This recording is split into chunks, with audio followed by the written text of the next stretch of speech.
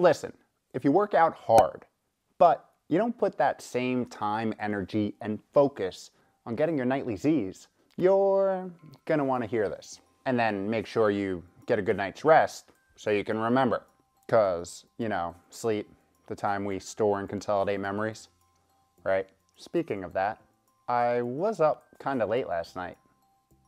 What were we talking about again?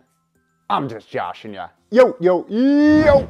What is up? Welcome back to another week of How to Health. My name is Kevin. I run liftingbalance.com, where we take aim at all things health and do it in an odd, weird, interesting, and highly sarcastic manner. Now, before we get going, if you are interested in joining our weekly health challenges, where we as a group implement sustainable, longevity-focused change, gaining a little bit more health each and every week, check out the Patreon link in the description below.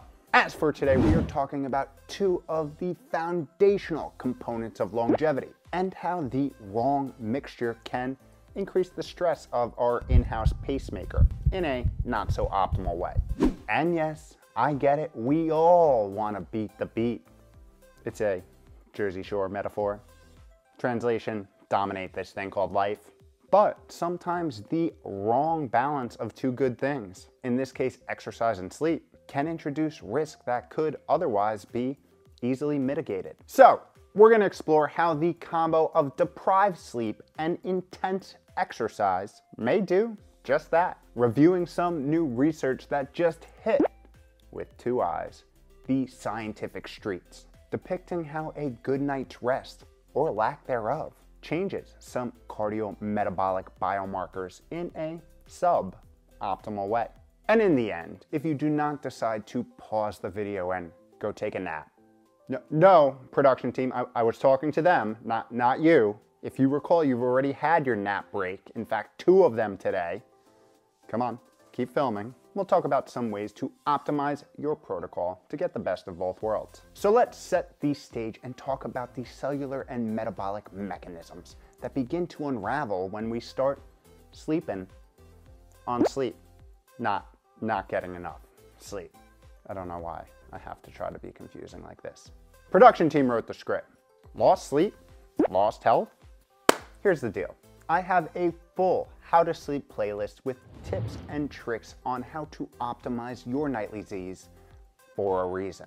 Because it is the bedrock for which all of the other pillars of longevity are built upon. Good, high quality, consistent sleep has shown to enhance all things good at the cellular and metabolic level, setting the stage for optimal daily function and long-term longevity. However, poor, sporadic, inconsistent sleep will do the exact opposite, feeding into the nefarious plans of modern disease. And if you don't believe me, listen to this. It's been shown to increase the risk of cardiovascular disease, including high blood pressure, coronary artery disease, heart attack, and stroke. It's associated with type 2 diabetes, impacting the body's insulin sensitivity and its ability to regulate blood sugar. And that makes it not a surprise that it is also associated with obesity, with research indicating that people tend to crave more ultra-processed foods after a poor night's sleep. What about our in-house military, the immune system? It's linked to immunodeficiency. And as we've discussed in many other videos throughout the How to Sleep playlist, one of the best ways to consistently get sick is by consistently overlooking sleep. Lack of Z's is also aligned with hormone dysfunction, as it regulates the very delicate and precise cycles of many hormones, from growth hormone to the aforementioned insulin, melatonin, and cortisol. And as it applies to today's topic, exercise, sleep is when we rebuild and regenerate the majority of our muscle, especially after a high-intensity workout. And of course, we cannot talk about the vast impact of sleep, or lack thereof, without talking about how it impacts our favorite 5-pound mushy membrane. It is clear, sleep and mental health are very, very closely intertwined. And poor sleep has a strong association with conditions such as depression, anxiety, and bipolar disorder. And I know you remember from our video way back when, where we talk about how sleep cleans out our brain, the lymphatic system, that it does just that. It literally washes away the toxins that build up in our 5-pound mushy membrane throughout the day as a byproduct of energy metabolism or thinking or processes in our brain. So when we're getting shitty sleep, we are not cleaning out our brain adequately. Explains a lot. Now, I know that might sound like a lot, but it's really just the tip of the iceberg of what we actually know. And chances are we're going to be finding out a lot more in the years to come. But the gist of it is, poor sleep leads you down the path of being constantly impaired at the cellular, metabolic, and biochemical level, and thus, by association, lowering the quality of your life. Or that health span thing we talk about almost every video.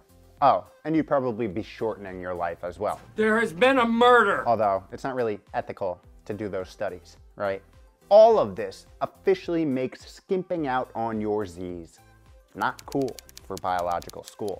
And listen, don't freak out if you all of a sudden have the feeling that you've been missing out on the greatest health and performance booster on the market. I'll link a few key videos below that will get you sleeping like the adult baby that you are in no time. And now that the stage is set, let's talk about why sleep may be even more important when it comes to not only maximizing the benefits of exercise, but mitigating some of the risk too.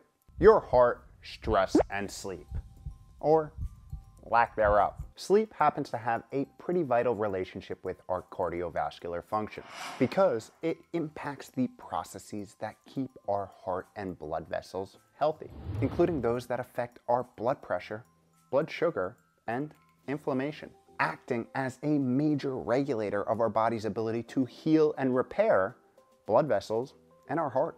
And as stated before, there is a clear association between people who do not sleep enough and cardiovascular disease. So this new study published in Molecular Metabolism explored whether exercise-induced cardiac strain, aka working out, is altered by sleep deprivation. To do this, they recruited 16 young men, average age of 23 years, all healthy, normal weight, and with no previous cardiovascular conditions. They controlled the participants' environment by having them check in to a sleep laboratory where all of their meals and activity schedules were standardized. And after a washout period, participants started with 3 nights of normal sleep, an 8.5-hour sleep opportunity, followed by intense exercise, and then 3 nights of deprived sleep, a sleep opportunity of 4.5 hours, followed by the same training. The goal was to see how their cardiometabolic function may be impacted with all other variables being controlled. And to do this, researchers measured 2 main blood biomarkers. First, a peptide called N-terminal B-type natriuretic peptide, which reflects the load on the heart. And to make my life easier, we're going to call this NT-pro from here on out. And second, a protein called troponin, which is commonly used as a marker for cardiac injury. For example, when the heart muscle becomes damaged, troponin is released into the bloodstream. So, what did they find? First, they found that levels of NT-pro increased in response to exercise. But this increase did not differ depending on the amount of sleep. Okay, what about the slightly more nefarious marker? Well, blood levels of troponin also increased following the workout. However, for troponin, the increase after exercise was almost 40% higher following the 3 nights of sleep restriction. Oh. Now, an important observation here was that levels of these biomarkers were not elevated in response to sleep restriction at any other times prior to the workout. This had authors hypothesizing that this could be a case where lack of sleep can lower the threshold at which an increased exercise load, I don't know, something like intense exercise, results in an elevated measurable stress in the heart muscle cells. Interesting, right? And as always, like with every study, there are key limitations to keep in mind. First, the only true demographic that it represents is young men. It was also a small sample size with only 16 participants. And although troponin levels were elevated in the sleep-deprived group following exercise, there was a fair amount of variability across individuals. which means some important follow-ups are warranted to identify not only the underlying mechanisms at play here, but the impact to other demographics. With that, what does this all mean, and how can you potentially adjust your strategy today? Well, let me start off by telling you what it doesn't mean. It certainly does not mean you shouldn't exercise. Sorry, production team. Even after a night of lackluster sleep. In fact, data has shown that consistent exercise can mitigate some of the negative effects of deprived sleep. But that's just not putting your body in a position to win now, is it? Studies like this just add to the growing body of literature, reinforcing that deprived sleep puts both your pretty cool meat suit and 5-pound mushy membrane in a compromised position. A short-term susceptibility that compounds over time if not corrected. I mean, we've talked plenty of times by now on how one of the best tools we have to prevent diseases such as neurodegeneration is sleep. Check that, good quality sleep. So if you begin to make one improvement in your overall life, start prioritizing your Z's. It will make whatever health intervention or wellness goal you're pursuing much more achievable, especially if it's something along the lines of building strength and muscle growth. And listen, I get it. Having the discipline to do the hard thing when you know it's the right thing each and every day takes a lot of cognitive prowess. And you most certainly do not get that on 5 hours of sleep. Well, actually, to be specific, 1 in every about 2 million people can potentially do that. The odds aren't in your favor. Now, if you happen to have one of those nights or weeks where life gets in the way and 7 hours of sleep is a hope and a dream, then it may be a good opportunity for a nice, light, active recovery day. A walk, a jog, yoga, some mobility, a hike, a ruck, surfing, canoeing, bird watching, whatever. Just maybe hold off on the 45-minute balls to the wall, Imam, Tabata, AMRAP. You get the point. Situational awareness is key in this thing called life. Do what you can with what you got. Live to fight another day. Finding balance is a daily practice, a shifting tide day in and day out that you need to navigate as the captain of your vessel.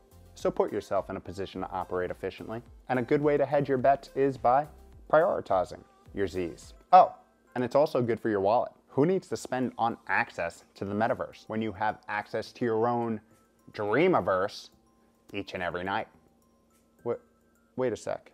What if we're in the dreamiverse right now? Production team, quick, get the telescope. If that is your real name.